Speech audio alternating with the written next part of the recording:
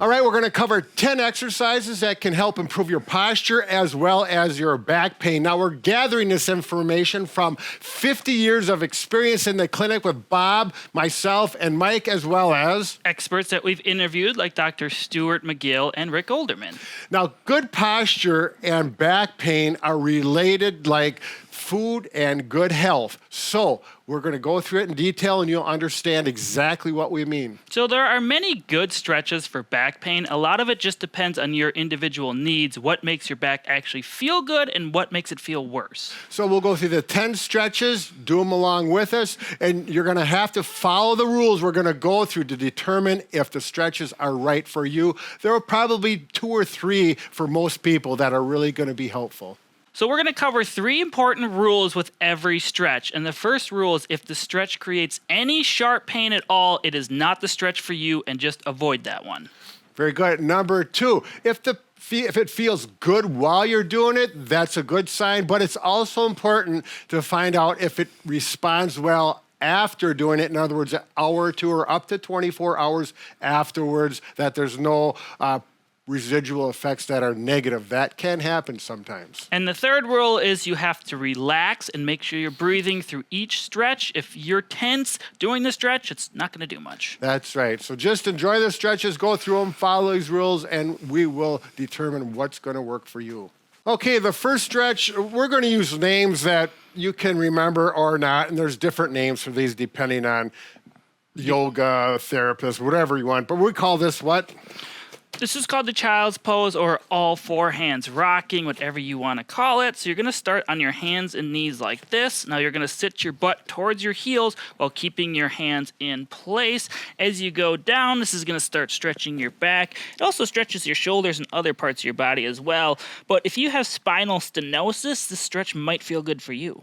That's right. It also helps stretch out the shoulders and resolve some back pain up there. One thing is you're not going to do it on a table. You could do it on a bed, but it usually works best on a carpeted floor. And notice Mike's feet. He actually has his feet down like this. It actually does a nice stretch on the ankle as well. If you do it with your toes up, it's a little more difficult. There you go. You could do it that way as well. You won't get as good a stretch on your back, but that's up to you. Work with it. And again, remember the rules. If you get sharp pain with this, it's not comfortable, scratch it off. If it feels good, it may be on your list of things to do. I'm sorry. You can also stretch one way more than the other by crossing your hands if you want. So say you have the left side of my body's tight or need some stretching, reach over to my right side, get a little extra stretch, and you can switch sides.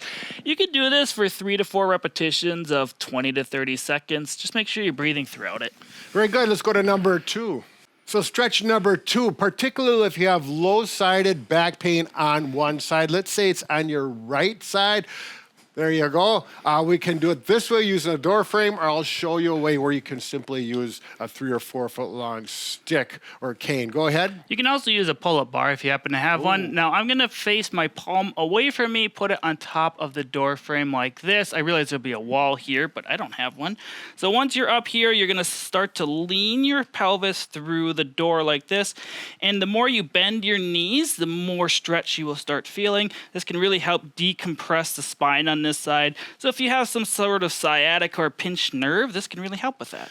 Now, this may be difficult for someone to do depending on the height of the door and yourself, as well as your comfort level and finger strength, so that when you do this, you're safe. So if that's the case, simply go ahead and use the stick of some sorts, and you can do this seated or standing. You'll simply put the stick on the chair and then reach up, grab here, and I'm stretching already. I'm feeling the stretch here. And now if I lean to the right, that actually puts a real nice stretch. The key is that your hand doesn't slip down the stick. So get a grip on there and feel that stretch. You can actually do this standing as well at a table or a cupboard with the stick there and stretch. Feel that stretch there again. Once again, as soon as you feel that stretch, it should relieve that pain. If it hurts or it's not comfortable, scratch it. Let's go to number 3.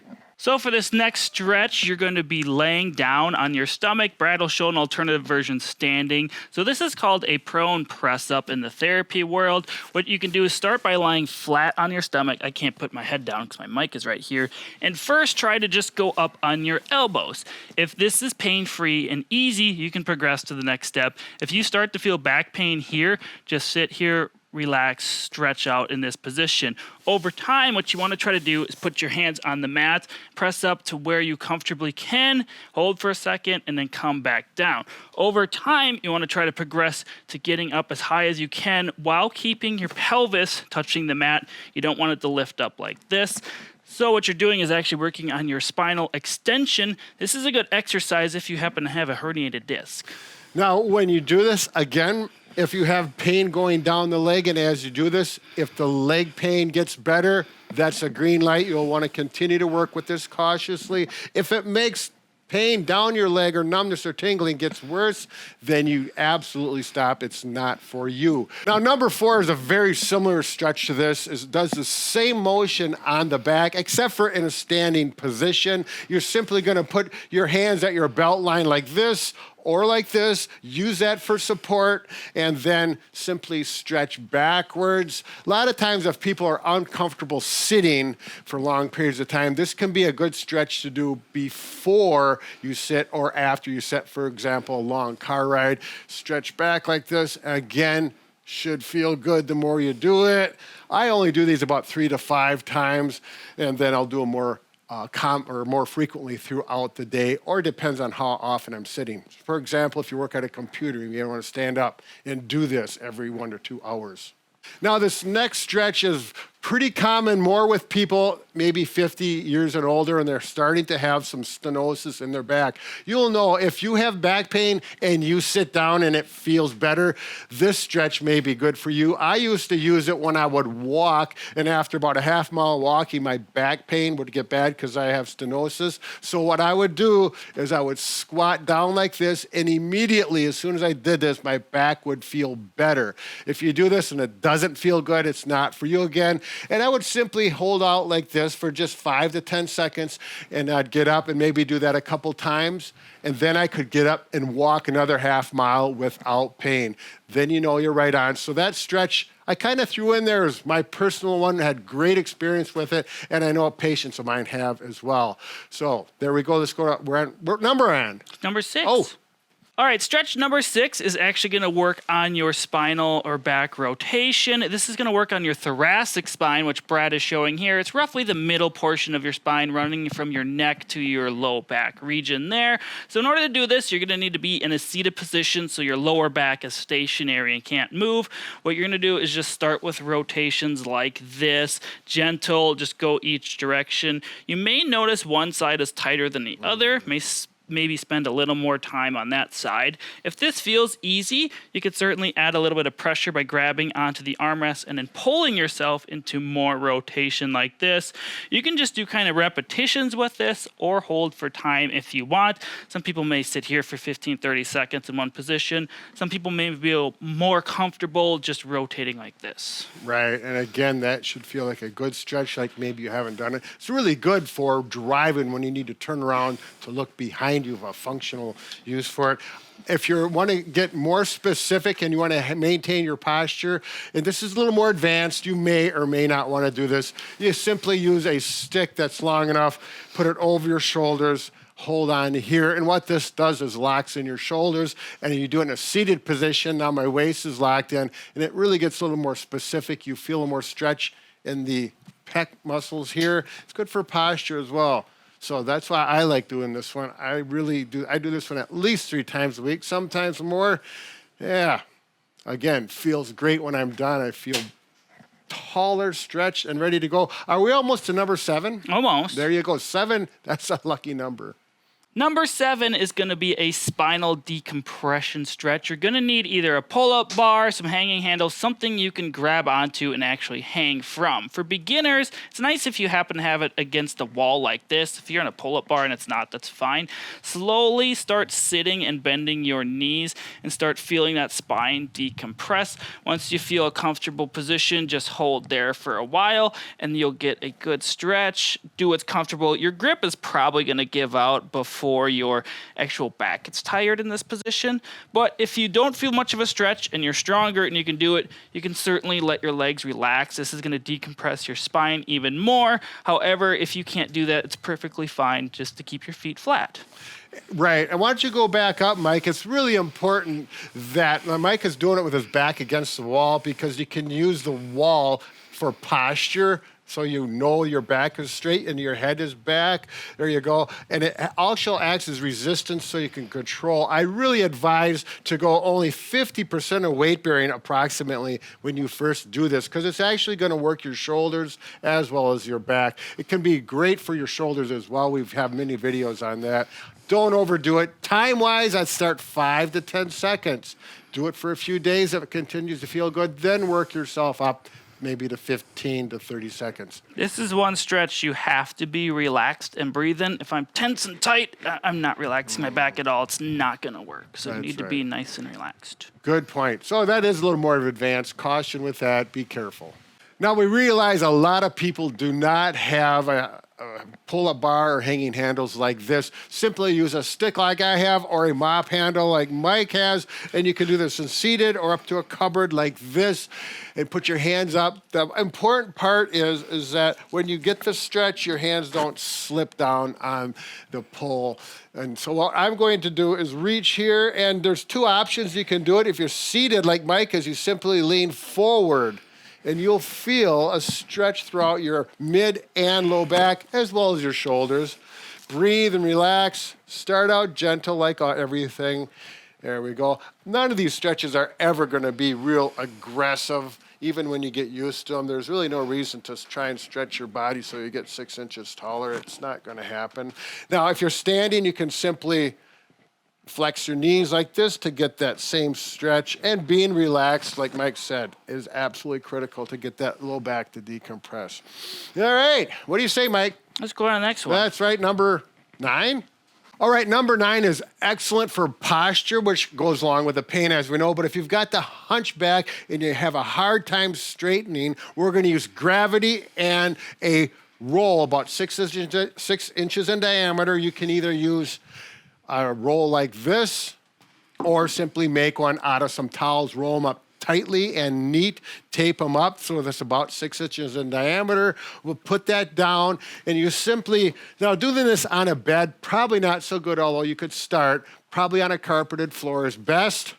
Put that between your shoulder blades, and we're going to allow gravity and just relax to pull the shoulders back and keep the head in a neutral position. Can I see that pillow, Mike? I suppose. And you may and probably will need a pillow to let your head relax. If it's dangling there, you get a sore neck, it becomes uncomfortable. And back here like this. And Mike's going to show a little more detail on how to do this on the floor with the actual foam roller. Go ahead, Mike. So with the foam roller, typically I start in the lying position. I will sit up because it's a little tricky to get on these. And then you place your buttock on it, and then the back of your head. This is where the long foam rollers come in handy. The shorter ones don't work as well. So for this, what you can do is just lay here to begin with. If this feels okay, you can try putting your arms at your sides and just relaxing, especially if you kind of have that forward rounded posture. This can really open up the shoulders as well as the pec muscles. It just kind of feels good. If this seems easy, you can try progressing to doing what we call a snow angel. If you don't have snow, you're basically just making an angel on the ground here. The goal of this is to keep contact with my head through my back and buttocks on the foam roller. Try to get as much of my hand to touch the floor as possible. If you're really tight, you may be up here. That's perfectly fine. Eventually try to get your hands down to the ground, and you can work up above head. Try to keep your elbows as straight as you can, and then come back down. It's just a good stretch. Now, I know a few of you might be thinking, I don't have a foam roller. I don't think I can do this one. And you may be too tight for that anyways. You could actually go ahead, show them how to do it. Simply go on a carpeted floor and do the exact same thing. Without the roller, perhaps use a pillow under your head.